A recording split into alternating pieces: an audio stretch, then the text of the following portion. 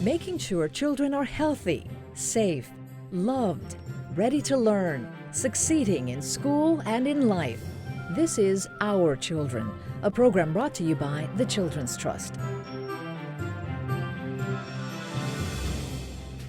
Good morning. I'm Imran Ali, Interim President and CEO of the Children's Trust. And I'm Ileana Varela with the Herbert Wertheim College of Medicine at FIU. And together we welcome you to Our Children. You know, it's a busy time in South Florida. The Miami Book Fair is coming up and the holiday season is upon us. But it's also National Adoption Month. So we want to take the time to tell you about children in our own community who need permanent, loving homes. We're talking about children in foster care. Terrific kids who ended up in the child welfare system through no fault of their own. And here today with much more on this subject is Jackie Gonzalez, CEO of OurKids of Miami-Dade and Monroe counties. So Jackie, thank you for being with us. It's great to have you. Why don't we having start me. out, Jackie, by demystifying these children in foster care. So tell us who they are and why is it so important that they be adopted before they turn 18? Ileana, these are children just like our children. They're wonderful children. The only thing that has happened to them is that they've had the misfortune of being born into a family that perhaps has abused, abandoned, or neglected them. But they're wonderful children that will fill your life with lots of joy. The daunting reality is that if these children are not adopted before they turn 18, they may face a life of homelessness and perhaps even worse. So it's critically important that these children can be adopted before they turn 18. And there are lots of different resources available in our community that can help these folks that adopt the children. But it's just very important, and I encourage everyone to meet these children and get to know them, because I promise you that you will fall in love with them. Tell us about the adoption process. What does it take to adopt a child in foster care, and what is your agency's role in it? Typically, the adoption process involves several things. The first step is expressing the interest. And some folks like to first become foster parents and do that for a while and then transition gradually into adoption. Other folks decide that they don't want to foster, that they want to do an adoption from the outset. In either case, typically there is a training that's involved. It's about 10 weeks long. It's called the Pride Training. As part of that training, staff from the various agencies that actually perform the adoptions would go to the home, conduct a home study of the home, background screens of the folks that live in the home, and assess how well suited that home is for the child or children that they're seeking to adopt. Once that process is complete, it goes very quickly and easily from there. And when you say quickly and easily, how much are we talking about? How much time are we talking about?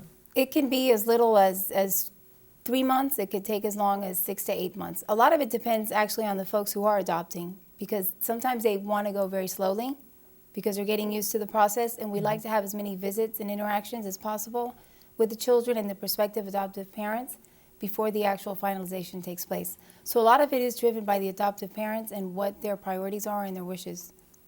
You know, I've actually heard this from people. When you say foster care, a lot of people think in their minds temporary, and some people are frankly are afraid because they're afraid of falling in love with these children and afraid that somewhere along the line a biological parent can come in later on once they adopt these children and actually taking them away, go to court and taking them away. So how can you reassure these people that that's not going to happen once they adopt these children? That would be very unlikely.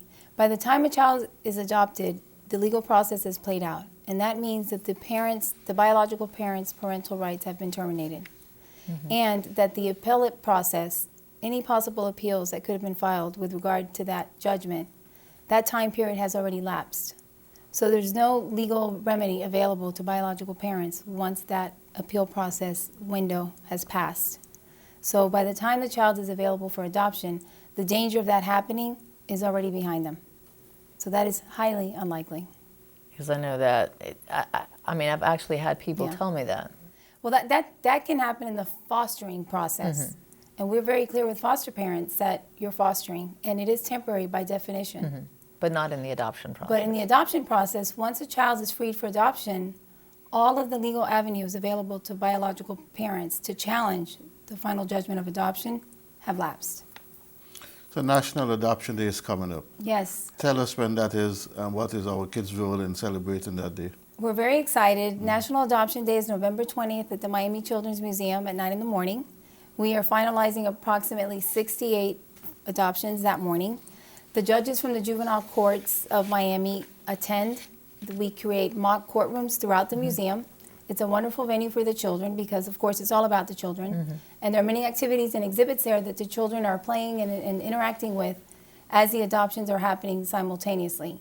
All of the agencies that provide case management services are the ones that have actually helped to make this possible. They've facilitated the adoptions. And our role is to help them in all of the different things that have to happen in order for that finalization to take place.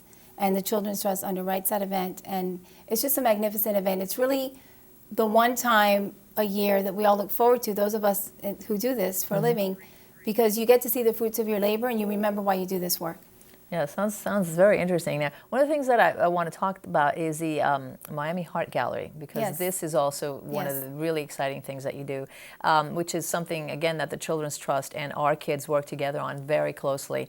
And for those of you who don't know what we're talking about, this is an online photo exhibit of the kids in foster care who are up for adoption. It's really something else to experience this. I've actually been there while it's being done, and it's absolutely amazing. And we're going to show you a video now of children being pampered and prepared for their close-ups. Actually, it takes a small army of volunteers, from hairdressers and makeup artists to photographers and videographers, all involved in making this project a success. And Jackie, I've seen this over the years. This has truly become an incredible tool, a matchmaking tool to match these kids with prospective parents, hasn't it? It has, and it's changed the whole face of the process, because I remember before there was a heart gallery, and the process was very different. How many years now? It's been about 10 years since we started the heart gallery, if I'm not mistaken. Prior to the heart gallery, there were very little opportunities for prospective adoptive parents to get to know much about the child or children they were adopting.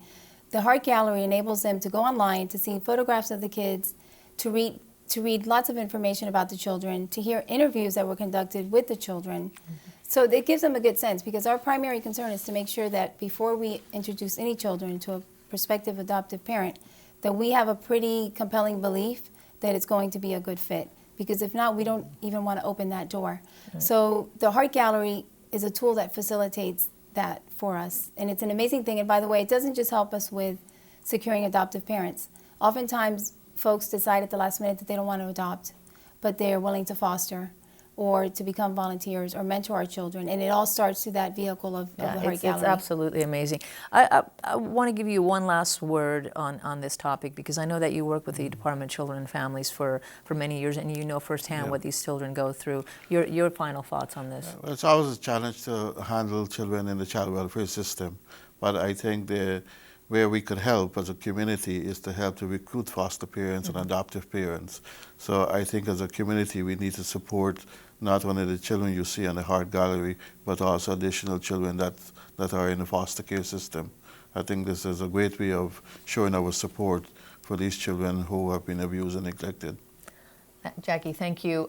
Thank you very much. I want to give you a website that you can turn to for more information. It is miamiheartgallery.org. Remember, National Adoption Month is here, and there is no time like the present to save a child's life and change your own for the better. We're going to take a short break and come back with news about Children's Alley and the biggest and best book fair in the country. It's all right here, so don't go away.